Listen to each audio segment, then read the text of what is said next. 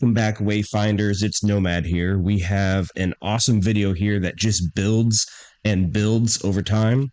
We're going to take my brother's John boat out today and explore a place called Merritt Mill Pond near Marianna, Florida. I know it looks just like a scummy swamp right now, and that's because it is. We need to travel through the scum, through this algae, through these beautiful cypress trees, and try to find some of that clear water that we want to dive today. We were supposed to dive the Big Dog and a few others out the Gulf today, but as you can see by the wind and the trees, the Gulf is not going to be a hospitable environment for divers. Right away, we found this dive platform, which is a great place to unload your gear, get it all prepped up, get in your wetsuit, and overall get ready without being in a rocking boat, which was super nice. We appreciate whoever built this. The dive team today is going to be Tila. You can see her there going underwater. Sean and Nate, who are already ahead, checking out the little cave here. So, of course, you see this silty nonsense. I still think it's cool, but this is kind of a mess. We just had 3 divers swim through here and churn it up. So if it gets a little bit clearer here, you can see I took a slightly different path to clear it out. But throughout the video, you're going to see this visibility get better and better, and we're going to see clearer and clearer spring water. This first little cave system that we found was basically a death trap. There's Tila saying we're okay, ready to go down. And Sean and Nate are near the entrance. So I pop my head here in the cave, and looks fantastic. So it looks like a fun, inviting place to be in until you realize that the bottom is all sanded silt. If you just smack that bottom once, or drag a knee, or kick a flipper, you're going to completely silt out this entire cave, and it's going to become a death trap. With that in mind, we let it be for the day. We popped our head into a couple of these cracks around the edges, saw a couple cool things, but we only really stayed down here for a couple minutes and saved the rest of the air for a more hospitable dive. Being freshwater in Florida, we can't spearfish any of these delicious freshwater fish, but we can take a look at them, poke around. I found a bunch of these little perch or bluegill sitting under the scum here, and I thought they were pretty cool, so I got some footage of that before we wrapped up this first quick, bad visibility death trap cave dive. It's right around here that the thunderstorm came through and started raining us out, but there's no rain under the water, so we went ahead and popped back in and started looking around at another location about a half-mile away. We think this location's called Shangri-La. There's an old map that we're going off of. You can see the dirt coming off of the shore being pushed down in, so we have perfect clarity until the rainwater actually washes dirt and silt into our vision. So here I am checking out the extent of that. It doesn't get too bad. We're able to stay at this spot for a little while and check out some of these cool little nooks and crannies. And if you haven't noticed already, that surface looks awesome with those heavy raindrops coming down. Just letting it rain. We found a couple cool little surface level caves that you could pop your head into. One turns out to be a pretty awesome swim through here in a minute. We're going to pop down into the cave first, and then check out the rest of these surface hidey holes and cracks and crevices. Beautiful day. Beautiful day. Sadly, you can see some of that silt coming in there. This is Nate popping into the cave. He's got an awesome flashlight. I have a very similar brand, but my battery was running really low today. Tried to charge it up, but I think it's just dying on me, so I'm going to need to get some new 18650 batteries for my dive lights, because this one lasted about 15 minutes, as you'll see as we get deeper into this cave. So if you've never been cave diving before, this is fresh water. This is a spring that is coming out of the ground. So if you do stir this up, it will clear itself out over time, but you can very easily get lost or get turned about. So if you look closely, you'll see that none of us actually have fins or flippers on during these cave dives because they could stir up the ground matter. This is a good rocky bottom, which is nice for us, but just in case for these smaller ones, we'll just run around in our wetsuit booties. Now, for larger caves, as you'll see later in this video, when we get to some really cool, big, expansive, open ones, we'll throw the fins back on so that we can fight the current and so that we can maneuver in the larger spaces. But for these smaller spaces, we're basically just rock crawling around anyways. You really don't need fins. I just love the shot of these sunlight coming down through these cave openings, and the little mercury-looking bubbles on the roof are just air pockets that are primarily off gas from us or from air pockets in the ground. So like I said, throughout the video, these caves get cooler and cooler. This one is about the size of 2 or 3 minivans. Anything to not use the metric system, I suppose. And it also has a little side cave here that we stick our head into and see some pretty cool, what look to be limestone rock formations with those sharp corners and the carved out recesses. A little foreshadowing here, you can see how bright Nate's light remains. There's a good example of no fins. And he's just kind of hopping down, creating as little silt as possible. Whereas I don't think I'm even shining my little square of a light around anymore. He says, I'm going to go ahead, and he's going to get behind me. The only issue here is I lose my light source when he leaves. So I have to bring Tila up. I hand signal to her to come up behind me so she can shine and I can film. If you're a freshwater fish expert, let me know what these fish are. I'm pretty good out in the Gulf because we're spearfishing those. We need to know what they look like. But if you know the ones that we're seeing here, I wouldn't mind educating myself. So put it down in the comments, timestamp, and let me know what type of fish that is. Here's Tila saying, up, me, then you, establishing what we're doing and the order we're going to go in. Nice, crisp hand signals from Tila. Pretty awesome dive partner, honestly.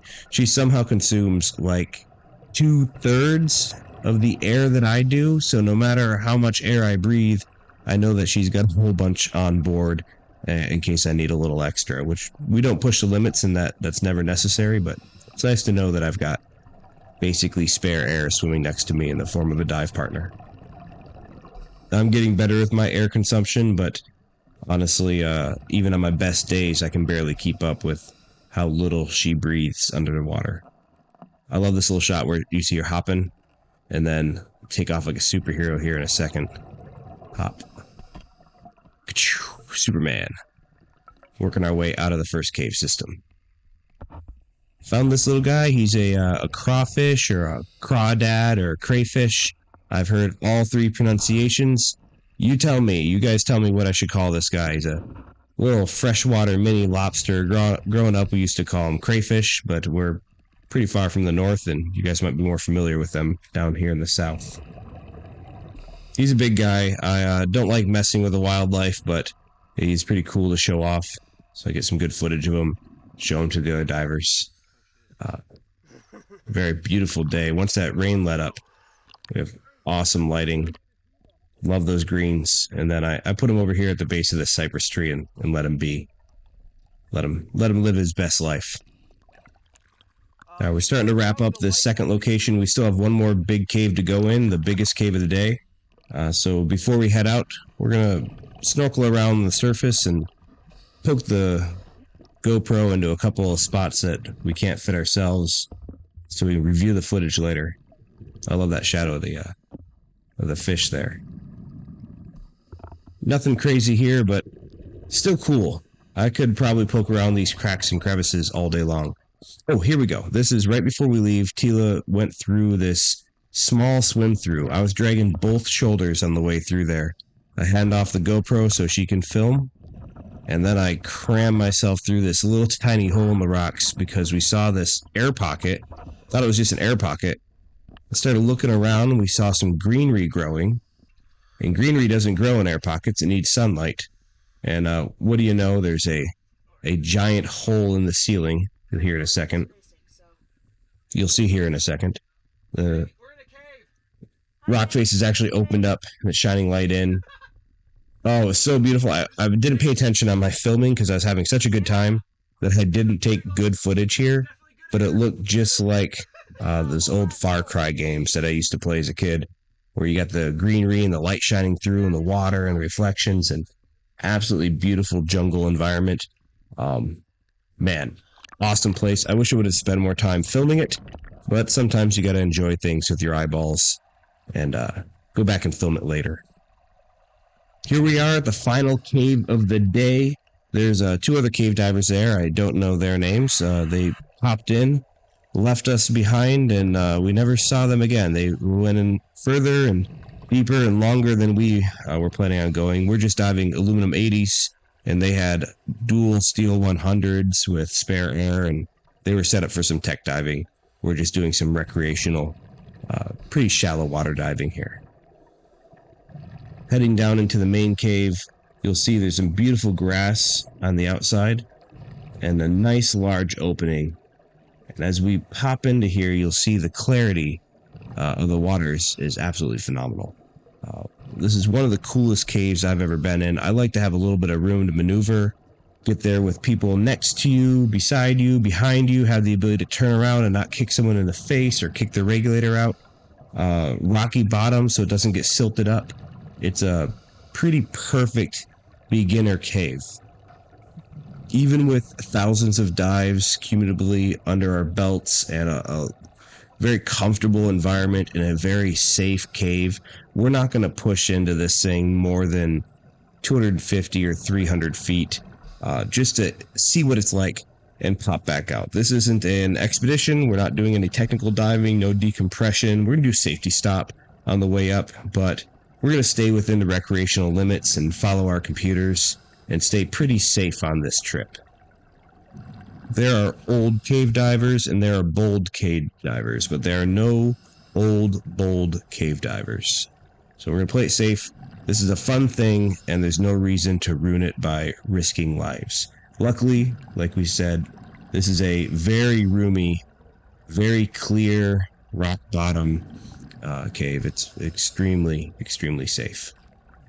The only reason we're able to dive this cave safely is because we're able to make the proper decision to avoid diving that death trap in the beginning of the video. Right here is where our comfort level starts to decrease and our risk management starts to increase. But there was a sign that drew us in a little bit further, ironically, and it was one of those classic stop, don't go any further. There's nothing in this cave worth dying for. There's an identical sign at Morrison Springs, if you ever dive there. And there's also an identical sign in Vortex. But their sign's stuck to a locked gate that doesn't allow you to go any further. So you'd have to be a diver and a locksmith. So I take a good look left, good look right, and go ahead and push right past that warning sign. But I have no flashlight, and without my light I can't see anything, so I turned back around and found a little Easter egg stuck behind the sign, a second sign at the back of this cave, which gave us a good chuckle. Here, let me get it situated for you so you can read it. Hand it off to Nate. Nate shines the light on it. I shine the camera on it. Ed, we've been trying to reach you about your truck's extended warranty. Hilarious. I don't know who Ed is, but I'm going to leave the sign here in case he hasn't seen it yet. I'm sure he has, but it's funny. You got to leave those things be. I always thought this would be a really good place for a geocache as well. In the back of these caves. Make it a little harder to get to. So I hung back to get this shot, but you can see Nate checks to make sure I'm not dying. I've only got the GoPro, no flashlight, so Tila checks on me a couple seconds later. They just take turns looking back and making sure that I'm getting good footage and following them up that cave. Typically, they'd see my light flashing around, and that would be an indicator that everything was good, or I'd put on strobe mode if there was an issue. But today we had to be a little bit safer. 2 lights, 1 camera. We just kept checking up on each other. And that's the value of having a good team that you trust. So for those of you who paid attention in the beginning, there's a 4th diver with us, Sean, and you're like, hey, you've been talking a lot about Nate and Tila and yourself, but where the hell is Sean? Well, he was having some issues popping his ears.